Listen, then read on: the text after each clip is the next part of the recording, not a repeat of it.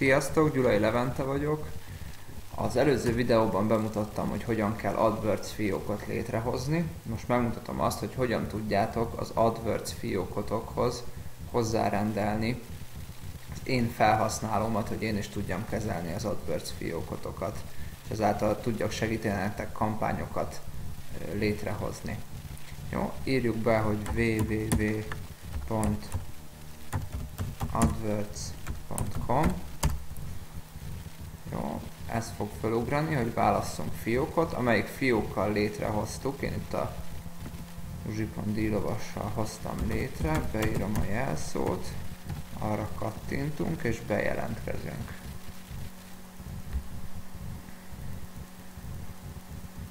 Jó, rövid idő után felugrik nekünk a kezelői felületünk, ugye itt láthatjuk a kampányainkat, itt nem kell, hogy szerepeljen semmi pillanatnyilag, mert ugye az előző videóban mutattam, hogy kell ezt megszüntetni, de ha nem sikerült megszüntetnetek, akkor sem kell aggódni, mert most, ha hozzárendelitek az én felhasználómat, akkor én is tudok majd segíteni ennek a megszüntetésében.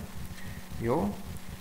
Na, látjátok, hogy van itt ez a kis számlázás, fiókbeállítás és súgó funkció, az a kis kerék, itt a jobb felső sarokba, erre kell kattintani, és azt mondani, hogy kapcsolt fiókok.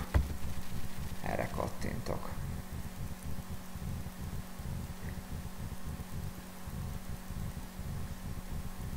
Rövid időn belül be kéne töltenie, igen, kapcsolt fiókoknak, és azt mondom, fiók hozzáférés, kifér hozzá a fiókomhoz. Hozzáadok egy felhasználót, ez leszek majd én, ide kell beütni az én e-mail címemet, ez a g.levente, egy pillanat mellé kell ellenőrizzem, g.levente3. Jó, tehát g.levente3 @gmail.com. Jó, és a nevemet beütni. Gyulai Levente. És azt mondom, hogy választok hozzáférési szintet, adminisztrátori hozzáférést. Jó, meghívó küldése. Na.